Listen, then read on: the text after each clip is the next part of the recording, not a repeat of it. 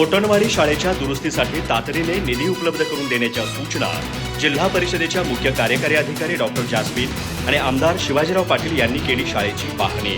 विद्यार्थ्यांना सुरक्षित आणि सुसज्ज शैक्षणिक वातावरण देण्यावर प्रशासनाचा भर।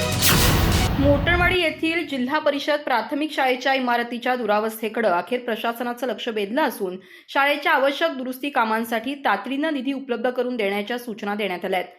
कोल्हापूर जिल्हा परिषदेच्या मुख्य कार्यकारी अधिकारी डॉक्टर जास्मिन आणि चंदगड विधानसभा मतदारसंघाचे आमदार शिवाजीराव पाटील यांनी शाळेची प्रत्यक्ष पाहणी करून विद्यार्थ्यांच्या शैक्षणिक सुविधांचा आढावा घेतला।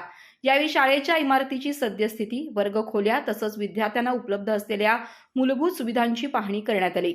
इमारतीची अवस्था लक्षात घेता आवश्यक दुरुस्तीची कामं प्राधान्यानं हाती घेण्याची गरज व्यक्त करण्यात आली। या संबंधित अधिकाऱ्यांना आवश्यक निधी उपलब्ध करून देऊन दुरुस्तीची कामं लवकरात लवकर पूर्ण करण्याच्या सूचना देण्यात आल्या। पाहणी दरम्यान अधिकाऱ्यांनी विद्यार्थ्यांशीही संवाद साधला। त्यांच्या शैक्षणिक अडचणी, शाळेतील उपलब्ध सुविधा तसंच आणखी कोणत्या सुविधांची आवश्यकता आहे याबाबत विद्यार्थ्यांकडून माहिती जाणून घेण्यात आली। अधिकाऱ्यांनी विद्यार्थ्यांशी आपुलकीनं संवाद साधल्यानं त्यांच्यातही उत्साहाचं वातावरण निर्माण झालं। शाळा या केवळ शिक्षणाची केंद्र नसून गावाच्या सामाजिक आणि शैक्षणिक विकासाचा पाया आहेत। त्यामुळे शाळांच्या इमारती सुरक्षित असण्याबरोबरच विद्यार्थ्यांना स्वच्छ, सुसज्ज आणि गुणवत्तापूर्ण शैक्षणिक वातावरण मिळणं आवश्यक आहे।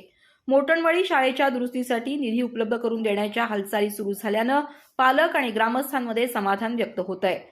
ग्रामीण विद्यार्थ्यांच्या शिक्षणाच्या गुणवत्तेबरोबरच त्यांच्या सुरक्षिततेलाही प्राधान्य देत शाळेची आवश्यक कामं वेळेत पूर्ण होणार का याकडे आता पालक आणि ग्रामस्थांचं लक्ष लागलं आहे। अधिक माहिती आणि ताज्या घडामोडींसाठी आजच आमचे चॅनल सबस्क्राइब करा।